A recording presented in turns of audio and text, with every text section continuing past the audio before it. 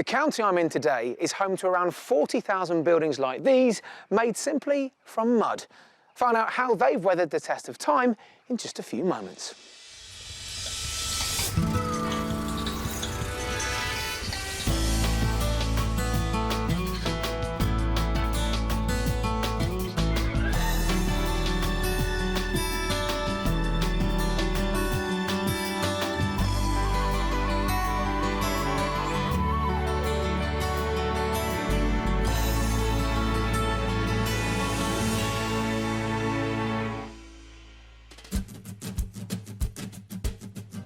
On today's show, I'm accompanying a novelist and her daughter who've always lived in rented accommodation to buy their first house, a dream home in the country. Along the way, we find them the ideal place for family celebrations. Oh, I can imagine Christmas here, can you? Yeah. But later, it becomes a battle of the bedrooms. This is mine. Oh, Yeah, but you can go find your own room. today I'm in Devon, and here in the village of Stainton are some fantastic examples of properties dating as far back as the 15th century, made simply out of straw and soil known as cob. The clay-like soil found in this area had the ideal qualities for cob construction, which is why so much of this type of architecture can be found right across the county. Now, you may be thinking that using earth for building is a little primitive, but because the materials are relatively cheap and eco-friendly, cob construction methods can still be found in the county today, and I'll be finding out what's involved in that process later in the programme. But first, let's take a look at the county's other enduring features. Lying in southwest England, Devon is the only county with two separate coastlines. The North Atlantic coast is popular with surfers and is home to some of the finest beaches in England. The sandy expanse of shoreline in Croyd attracts sea-loving visitors, while the village itself, which lies within the North Devon area of outstanding natural beauty, exudes gentrified charm. Devon's landscape has provided the inspiration for many literary greats. Sir Arthur Conan Doyle, the creator of Sherlock Holmes, used the wild, windswept southern landscape of Dartmoor as the backdrop for his most famous tale, The Hound of the Baskervilles. The dramatic countryside around Exmoor inspired author R.D. Blackmore to set Lorna Doone there. Westward Ho, the Victorian resort on the North Devon coast, was named after Charles Kingsley's novel from 1855. In the book, he describes nearby Appledore as a little white fishing village. In fact, this quayside community was the largest importer of tobacco in Elizabethan times and has been a thriving fishing port since the 14th century. Devon's popularity is reflected in its house prices. The average cost of a detached property here is around £290,000. That's around £35,000 above the national figure. Now, generally speaking, your money stretches further in the north of the county. So try out villages like South Molton and Bampton, which will also get you close to Exmoor National Park.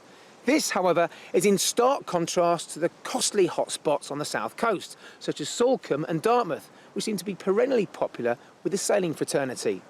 But if you fancy heading inland and sampling some of Devon's lush countryside, try heading to central villages like Hatherley, where you'll also get generally more value for money. But no matter where you look in this fantastic county, I think it's pretty fair to say there's a great range of properties on offer. If there's one architectural style that typifies Devon, it has to be cob housing. Used since the 13th century, it involves the use of local earth materials such as straw, soil and water, and it's enjoying something of a revival here. In the attractive West Devon village of Stainton, this Grade 2 end-of-terrace cottage with thatched roof and 2 beds is priced at £275,000. And thatched properties are also a recurrent theme in the pretty villages and hamlets across the county. Despite being a natural material, each straw thatch has a lifespan of around 25 years. This traditional whitewashed property in the North Devon village of Chittlehampton is Grade 2 listed. It comes with 3 bedrooms along with an attached barn and is on the market for £385,000. Well, such a range of houses should certainly be of interest to today's buyers. Let's meet them. In today's house hunting tale, Helen, an author of swashbuckling historical novels, is on a quest to find a country home with daughter Cathy. After living with Helen's husband Ron in their rented East London home for the past 17 years, good fortune has smiled on the family. Out of the blue, their dream of an escape to the country has turned into a reality. The reason why we want to move is we unexpectedly had a little bit of a windfall, which has given us the financial opportunity to move away. We want to move yesterday. It was just so nice to get away from London, take the chance to slow down a little bit, appreciate the countryside. And the opportunity has arisen and we're going to take it, aren't we? Yeah. It's Cathy's passion for horses that is really driving the family's enthusiasm for a change of scenery. Got the two horses at the moment, Lexi and Jasper. We've always really wanted to move out because of having the horses not practical really for where we are. So finding somewhere with stables on our own land would be a good move. So for Ron, Helen and Cathy's first house purchase, they're off to Devon, which has served as an inspiration for Helen's latest pirate adventure novels. I think we were just talking one day and I said, what about Devon? And both you and Dad were, oh yeah, Devon would be nice. And that was it. Devon it is. Well, Cathy's fantasy is setting up livery stables and retiree Ron is in the garden tending to his pigeons, Helen will be getting stuck into her writing work. Not sure what I'm going to do for my next project. Probably be another serious historical fiction. I've got a couple of ideas. I'm just waiting for the inspiration of the view from my new study. So with a study and stables top of the wish list, there's one more thing Helen would really like from her new home. Somewhere where we can move straight into. That is, I think, another priority. Ron is a lot older than me. He doesn't really want to do work now. He wants to go and enjoy his retirement. And husband Ron is very much taking a back seat in the property search. Helen knows what I want. I've told her. And I trust them wholly to get it right first time. They sort it out in one go, like, you know. I don't want to be mucked about. Being cash buyers will certainly help them move quickly. The maximum for our budget would be £620,000.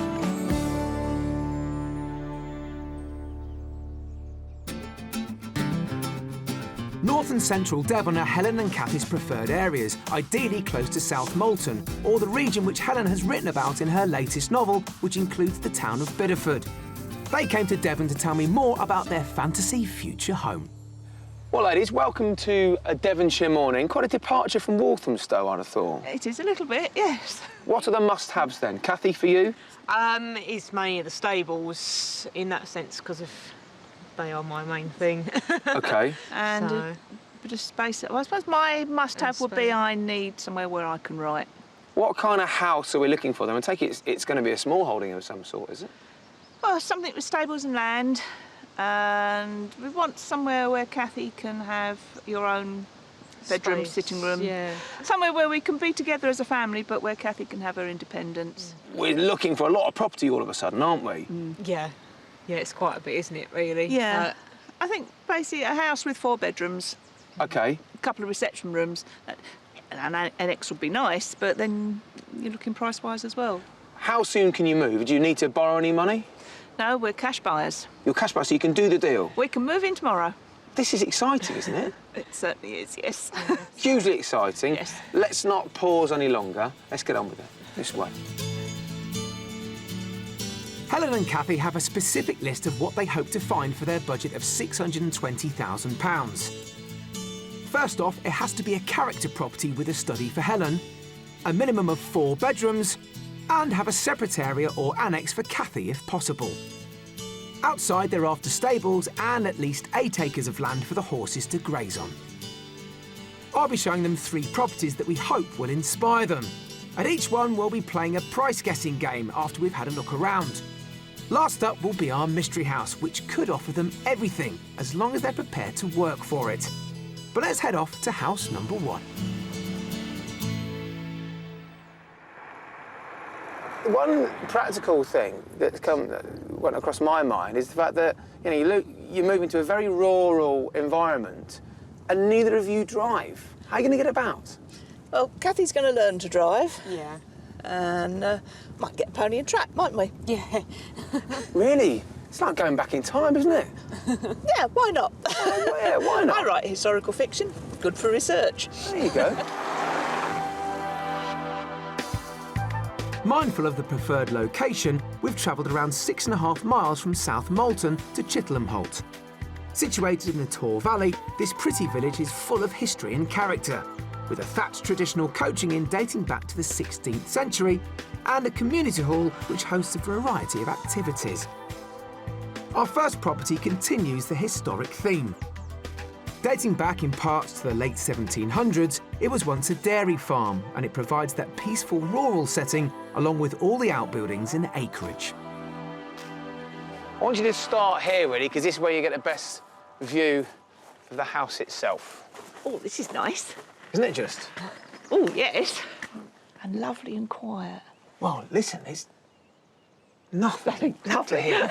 Nothing at all. There's a lot of history in this house, which you'll see as you walk around, which you said you wanted character, didn't you? Yes. Oh, yeah, it looks quite a nice old cottage, so, yeah, just see what it's got inside, really, and see what size it is. Yeah. OK. Yes, I do. I like this. Let's go inside, just this way. So the period charm of this stone property is working its magic so far. And as we walk around to the back door, in typical farmhouse fashion, I'm hoping they'll be impressed with what they find inside. Now then, I'm not sure just how important the kitchen is to you ladies, but I thought this was rather lovely. Yeah, it's quite This nice is size, nice. actually, isn't it? It's a proper farm kitchen, isn't it? Just through there's a lovely little dining room with patio doors going out to a sun terrace, because south is that way. Oh, right. Do you like a lot of people talk about this, you know, this sort of fuzzy feeling that they get when they walk into a This is home. nice. Certainly you spend a lot more time in the house because you work from here as well, Yes, don't you? exactly. So if I can just squeeze past you there, Kathy, let's go to the living room next. I know Helen needs somewhere to write, and she'll find it just off the main reception area, which is wonderfully atmospheric and brimming with period detail. This is where you're starting to feel the real age of the property and the character, hopefully, that you're after. Oh, this is nice. Oh, I can imagine Christmas here, can you? Yeah. This sort of thing that you like as well, Kathy? Yeah, I mean, sort of like all the old themes and everything, so, yeah. OK. You did say you wanted to work from home. Yeah. And I was thinking the study for you could be just through here. Let's have a quick look. Now, Helen, do mind your step. Is this big enough for a writing room or a study? Oh, yes. Yes, and it's nice and light and airy, and I've got a view, and it could be nice and quiet, and this is not going to be my study or my office, this will be my snug. Oh, right. Somehow I think writing books is taking a back seat all of a sudden. Yes, I'm not going to get any work done. Oh. All right, well, Great. perfect. If you're happy, I'm happy. Yes. Helen seems so smitten by this house, she's thinking of giving up the day job. Now we're going to head upstairs, which certainly delivers, as there are 4 bedrooms in all, 2 good-sized doubles with exposed beams, one which also has a cast-iron fireplace, and a further double in the newer 19th century part of the house. But we're heading for the largest one. This, I think, is, well, the master bedroom out of 4 bedrooms you have. Oh, nice.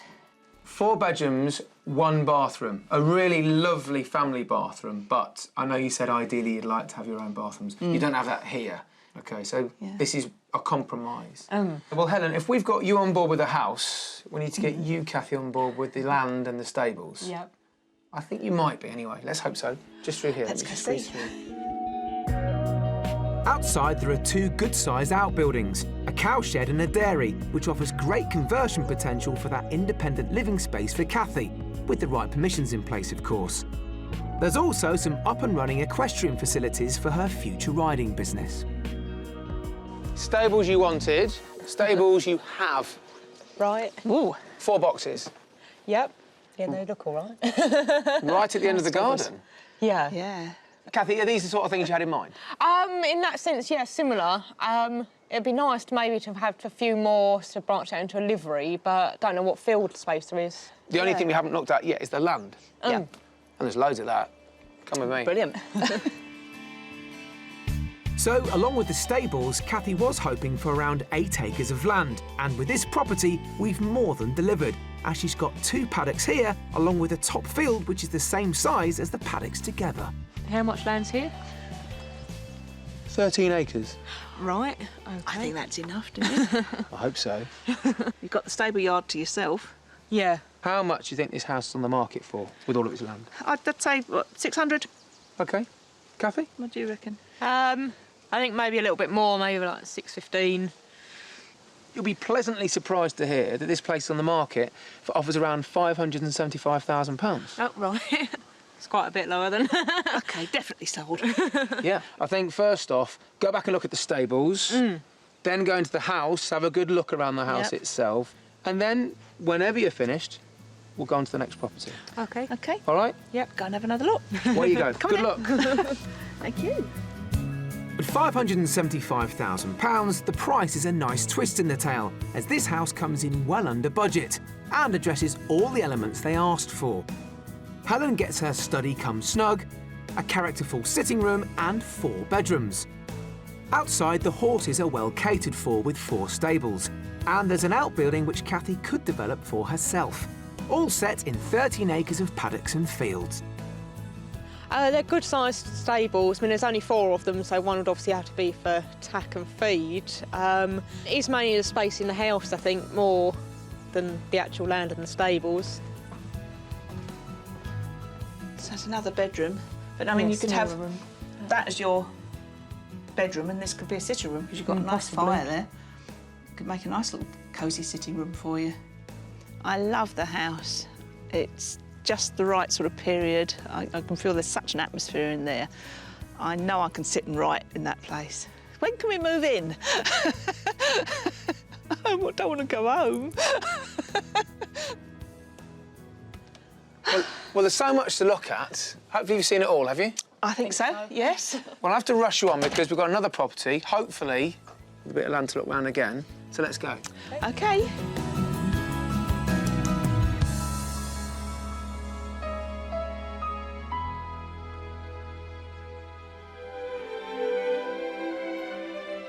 North Devon is dotted with pretty historic villages and market towns set in the midst of unspoilt green countryside.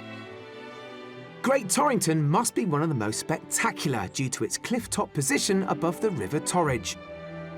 Known as the Cavalier Town, it played a significant role in the English Civil War, the battle here marking the end of the Royalist resistance in the West Country. The surrounding landscape has remained practically unchanged since the 1920s, when Henry Williamson wrote his novel Tarka the Otter. And these days, it's a popular place with walkers, cyclists and horse riders alike. As both Helen and Kathy, an expert rider, share an interest in all things equestrian, we arranged for them to visit a riding school in nearby Petrickstow to find out more about a traditional mode of transport from its owner, Gail Palmer. The 19th century was the golden age of carriage driving, when horsepower was the main form of transport. The West Country is a good place to do carriage driving because it's the roads here are less busy and there's more off-road driving you can do anyway. There are qualifications that you can take, such as the competency test, which is something the Great Western Harness Club expect you to have achieved before you can attend a public event with your own horse. And then there's the BDS Road Assessment Test, which speaks for itself, which is qualifications and how to handle your driving horse on the road.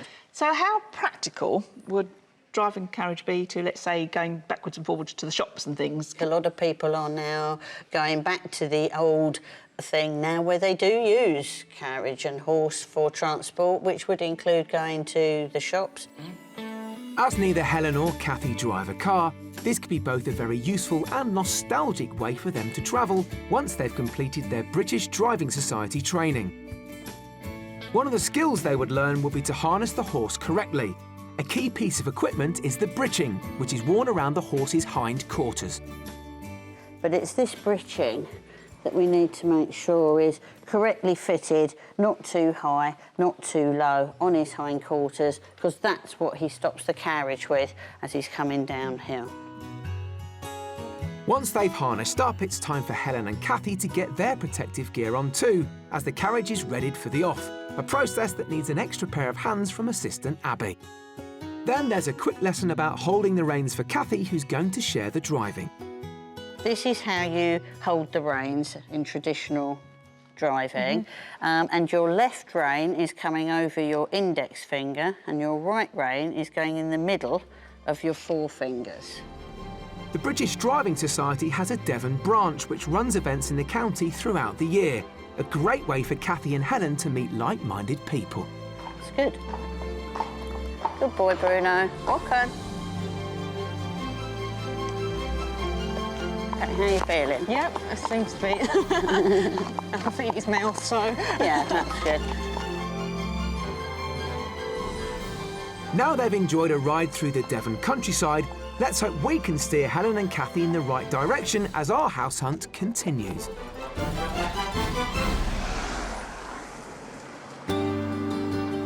Chapter 2 on our journey takes us close to the village of Bishop's Nympton, which lies about 3 miles from South Molton. Once an estate of the Bishop of Exeter, it's a charming community in a valley setting and home to a whole host of well-preserved buildings. The 15th century church tower is a local landmark, and along with a shop for everyday necessities, there's a very characterful inn where the residents gather and can play a traditional game of skittles. Our second property lies around 2 miles away in the hamlet of Mary Annesley, a small cluster of houses on a high exposed ridge. This is an entirely different proposition to our first home, as they'll need to think more laterally about the land, while the property itself needs no work at all. Right then, here's the second house. Looks nice. It's more modern looking, isn't Yes. it? Yeah, by a couple of 100 years, I think. This place is just over 4 years old. Right, okay. And what's your first impression of it? First impression is it looks very sort of plain and ordinary. Okay. But I think it could be looks deceptive, maybe. Good. Well, keep an open mind. Yeah. Let's see what you think of the inside. Let's go. Let's go and have a look. I'm glad they're giving this property a chance because the interior does have character, it's just more contemporary and includes bespoke features such as the staircase, which is the first thing that greets us as we step through the door. Well, this is a house that you very much use the front door because you want to make use of this wonderful entrance hall, don't you? Oh, this is nice. Very different. Okay. Yeah. And the kitchen is different again. Follow me. Okay. Now, I know neither of you are particularly keen cooks, Oh, but I think you might have to learn. Yes, it's quite a big kitchen. this is a nice big kitchen, yes. Yeah, it's a bigger kitchen than in the other house. I don't know, I'll probably use the range, so you won't. No. I will use the table, so I was sitting here, though. Okay. Sitting there, cup of tea, looking out the window. Yeah, I can do that. Well, it's a stunning view, isn't it? Towards the back of the house, there's a small study or snug, which might work for Helen. But we're going to take a look at the main living room. So the other side of the house, another south-facing reception room. Another nice room. It's a nice size. My feel is that it's not a home yet because it's new. There's no sense of the past and of people who lived here before that. But then, well, you make it a home, don't you? Yeah. I know we're talking about land and, Yes. and stables, but you spend a lot of time inside Yes. working and relaxing. So let's keep thinking about Let's that. keep, yeah. Yep. Let's go upstairs to the bedrooms and see how those might work for you. Yep. Right. Okay. Upstairs in this immaculate home, there are 4 bedrooms in total, all of them a very good size, with one ready to use as an office if Helen prefers to work upstairs. And they stand alongside a generous and stylish family bathroom. The 3rd bedroom, however, comes with its own ensuite shower room, which will be good news for them as we take a look at the master. Now, Kathy, you'll be rather pleased to hear that there are 2 bedrooms of this size, Right. All right. both of which are ensuite. Oh, Okay, that's you sorted for that then. This is a nice size. At least you get your own space then, don't you? Yeah. Yeah, unlike the first one, which didn't really have any No, that was space at all. a shame, that. No. It still all depends on what's on the outside Well, and yeah. everything. And that is, in some ways, even more important than the house for us, Yeah. isn't it? Right, So- OK. Well, let's go outside, Let's but go and have a look. think laterally. You might need to use your imagination with Yeah. this one, OK? Yeah. All right, Yeah. let me just Yeah. squeeze past there. I'm an author, I can do that. Good. Don't put any pirates anywhere. While the house works perfectly for them in terms of layout, the land does need careful planning to give them the stables and space thereafter. With a total of 4.5 acres, there's plenty of paddock at the back of the house, which would need fencing. There's also a choice of adaptable outbuildings, including a store shed and 2 large barns, which give Kathy great potential to develop into stabling in the future. Loads of outbuildings, land that needs a bit of thinking, maybe some attention to make it horse-ready, I would have thought. But, yeah, in the long run, yeah, you could probably make something of it if you wanted to. So, you know what's coming. Yeah. Oh, now this is going to be hard. I think maybe around 590. 590, all right. I was going to go, thinking maybe a bit more. I was going to say 615. Right, well, this is on the market for offers around £650,000. Oh, so it is high, yeah. That is higher. I thought it would be higher, yeah. I think it's really interesting what you said about it's practical, we just don't think it's a home yet. Maybe we could make it a home. Maybe revisit that conversation. Yes. Yeah. Let's go and have a look. Yeah. OK. Where you go? OK. Right. I'll see you whenever you're ready. So this stunning property may be priced over their budget of £650,000, but as cash buyers, they're in a great position to negotiate. It offers a fantastic bespoke interior with a light, spacious kitchen diner, a choice of study spaces for Helen, and 4 bedrooms, 2 of which are en suite. Outside is bursting with potential with its many outbuildings and provides 4.5 acres of land. The land is smaller, so it'll be easier to manage. It's nice that there's a barn, but again, it's having to put stables in, but it's a good possibility to think about having larger stables rather than the smaller ones in the first property. I did like it. I just feel with this, it needs a little bit more past life to it. This is a blank page. You've got to write your own story onto this house. I was just thinking, a pity we didn't get better weather, because there's a fantastic view here, isn't there? This will be stunning of an evening sitting here. Wouldn't it just? Yeah, there's Now, views. 2 completely different houses, hopefully something to compare against each other. Yes. And that is it for today, so let's go back. OK. Right. Right.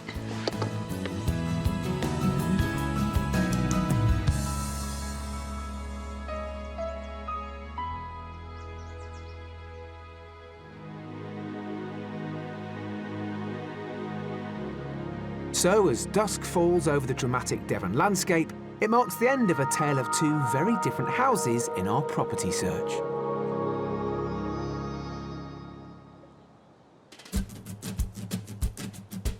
Author Helen, who specialises in swashbuckling historical novels, has had an unexpected windfall. So together with daughter Kathy and husband Ron, she can leave her rented London maisonette behind and with £620,000 buy a dream home in the Devon countryside. She loved the historic bones of our first property, while our stunning second house fell short of giving them a warm, homely feeling. But coming up, the mystery property proves that truth is stranger than fiction. It reminds me of like an in-off of one of the old films, like fantasy films. And I get back to basics and try my hand at building a cob wall. So of the 2 properties we saw yesterday, I'm pretty sure it was the character of the first that appealed to Helen's love of history, even though in house terms, maybe the second property was the most practical option. But one thing they haven't yet seen is a house with the land and stables, but also access to a community. Let's face it, neither of the ladies drive. So if they're going to get that, well, as you can imagine, there may well be a compromise somewhere. But that's where the mystery house comes in. It's here to challenge the expectations of our buyers. It asks them to use their imagination, which is something I'm hoping novelist Helen will have little problem with.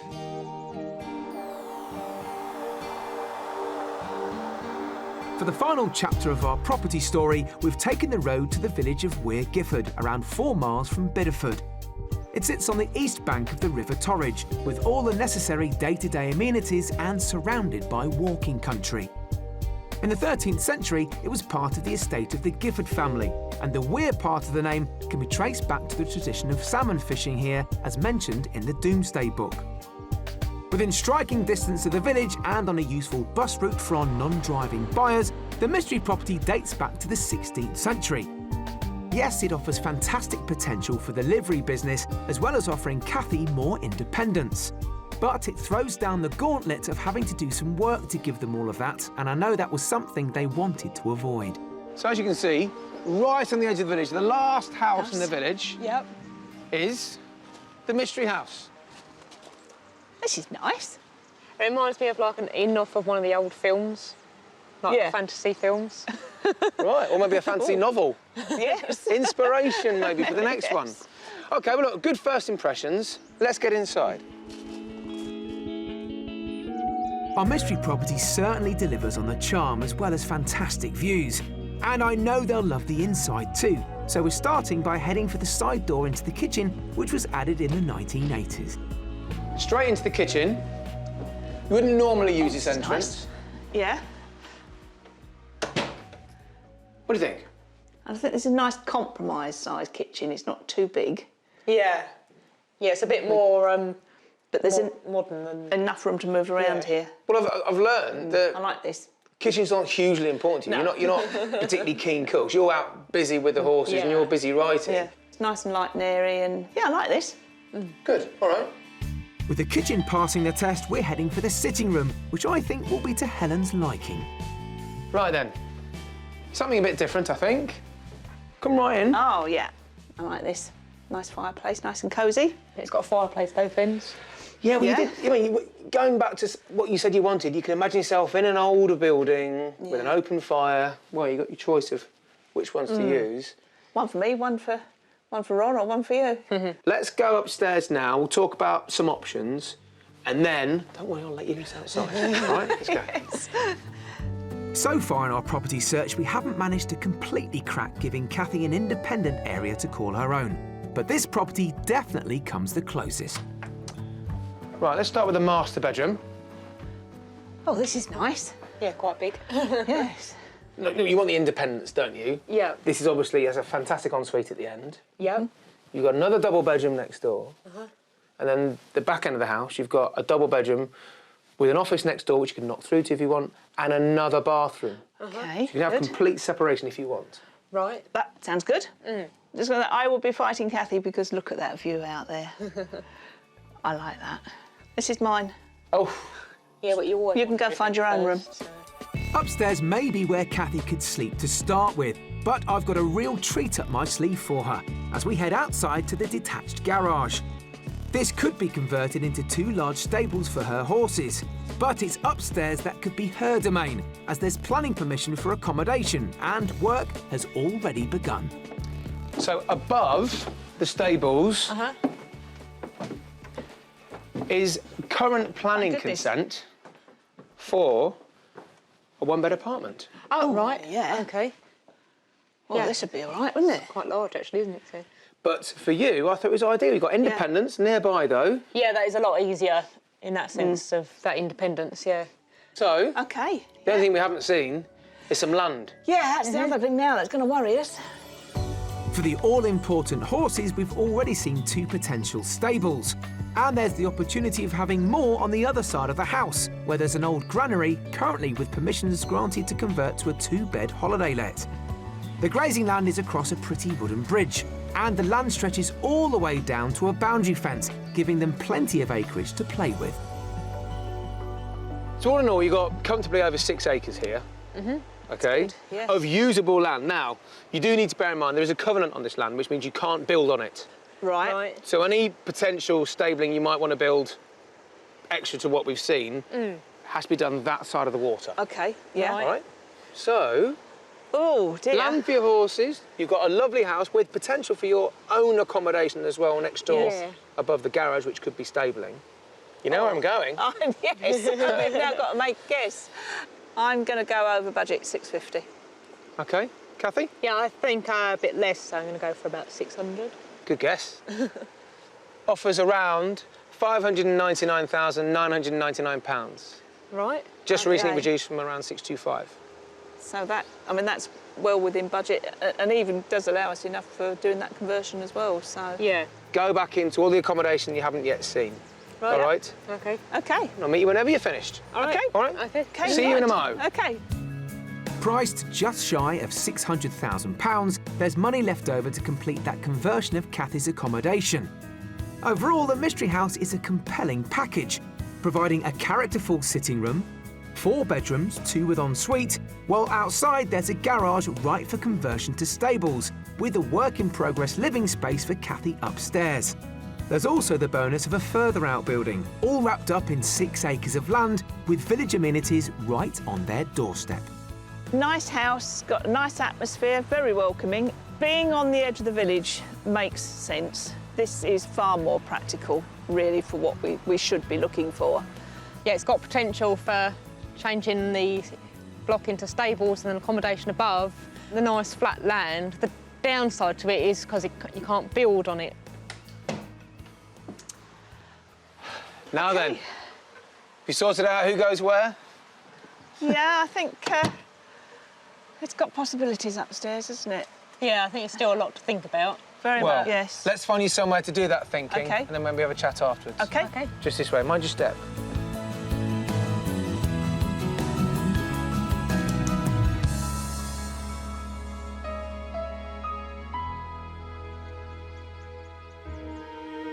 Throughout the Devon countryside, traditional cob buildings are a familiar sight. These thick-walled structures built from soil, straw and water are common in southwest England, where the subsoil is a sandy clay and where other building materials like wood and stone were once rare. Thought to date back to the 13th century, this sustainable building style is making a comeback today after falling out of fashion with the advent of commercial brickmaking in the 18th century. On the edge of Dartmoor, the heritage of this traditional building material is being kept alive by Jackie Aby and Jill Smallcombe, 2 artists who specialise in the use of cob in art and architecture.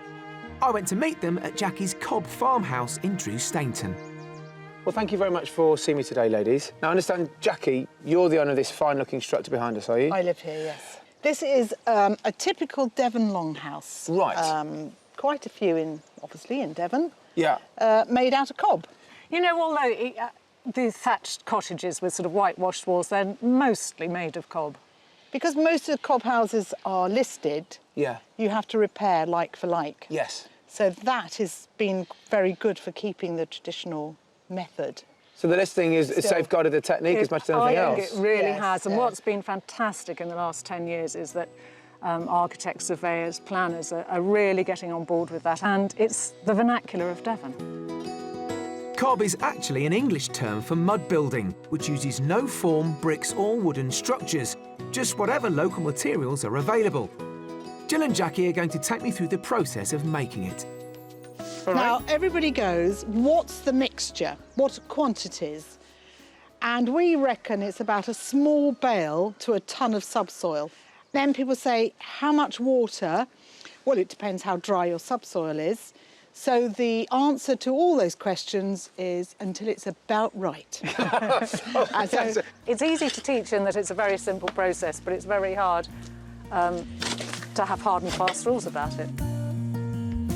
So we're adding wet soil onto this straw until it looks about right, and after that the process of mixing the two together is done rather in the manner of treading grapes, simply by jumping up and down to break down the soil and work it into the straw. I'm glad I've got my wellies on for this bit. The next stage is then turning the mixture with the spade. Once it's ready, I'm all set to try my hand at building a cob wall, with the help of a rather unexpected implement. If you leap up on there, we'll show you how it's done. and also, before you get out quickly, you always pare back or cut back your lift, your previous lift. So all this has been cut back with a mattock first, but also it cuts the straw. So it cuts the straw and pulls it downwards. So when you've got rain, it runs off the wall. Oh, clever, yes, of course. So if you want to jump up, Right, there's a cricket bat. of course. Why wouldn't there be? And what we're going to do is just replace it with the pitchfork, the mud. Yes. You then got to stand on it. Right. And hit it on the sides. Because Okay. cob works by being compressed. Right, okay. Okay? The most effective way to build a cob wall is with a team of 2 people on the ground loading the mixture onto the wall, while another 2 are on the top trampling it down. So you stand on it. That's it. And this is Squidge it out yeah, and then brilliant. whack it with your cricket bat. No, come on, with a bit of... Oh, really? I can have a comfort, go at it, can I? That's Yeah. it. This is where you get rid of the tensions of the day, is Stress it? therapy, yeah. And then turn around, do the other side, because it all falls off otherwise. That's it. Oh, so I'm making sure everything on here Stays there. is staying on there. So, a very simple, but it appears very effective method, as Devon has around 40,000 cob buildings in all. Well, it's great to see a traditional process that, just like these buildings behind me, has stood the test of time. Now let's catch up with our buyers to see if they've been tempted by any of the properties we've shown them. So let's start at the beginning. The first property. I really liked that little house. You did, didn't you? I really did like that little house. And the field space and the stables are already there for us. Yeah, the fields, there's a lot of land there and the stables are already there and set. It would just be a case of, I think, of looking into whether that building could be converted into a small cottage. The view across that valley was stunning. I would have moved in there, well, I would have just stayed there that morning. OK, so you did have to leave there, unfortunately, Helen. What about the second property in the afternoon? It was very interesting looking at a modern build. Yeah, it's quite clean and sleek in that sense. Yes, isn't it was just didn't feel like a home. And I think because the land needs so much to do with it. The land needed a lot of attention. And the barns were nice. It would be nice to have the barns, but the land did need a lot of work. All in all, it just wasn't not quite right for us. No. OK, so the land needed some work. So this morning, I took you to the mystery property, which I wanted you to see something which I thought should be important to you, and that was to have a community nearby, but it also had pretty much everything you asked for, didn't it? Nice looking cottage and everything. The buildings are quite nice flat ground. Just on sort of looking into it closer, of not having the building facilities to put a menage in, is the downside. It gave you, unlike the first two properties, some independence accommodation-wise, didn't it? You could have your own space, which I thought you found quite that was attractive. quite nice. Yeah, and the fact that it's got the planning permission already means it's something we haven't got to worry about, is just go ahead and do it. I like the third place because it is near the village. Yeah. But I did like that cottage garden at the first one. I think property 1 is possibly the best in the long run, because it is only one thing that needs to be done, is trying to get accommodation. So what's the next step for you then? I think I would like to come back to look at number 1 and possibly the mystery house again.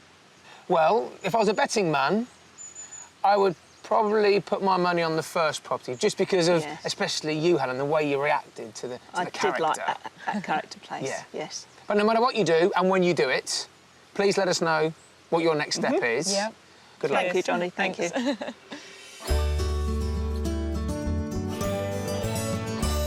Well, if you excuse the pun, I'm not sure it is a two-horse race between the mystery property and property number 1, especially when you consider, well, just how well Helen reacted when she saw that first property. It had everything, didn't it? It had the land, the character building, but it didn't have one thing, and that was for Kathy, that independent living accommodation.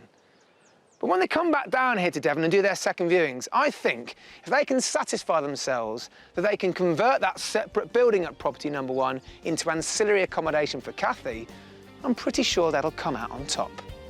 See you next time.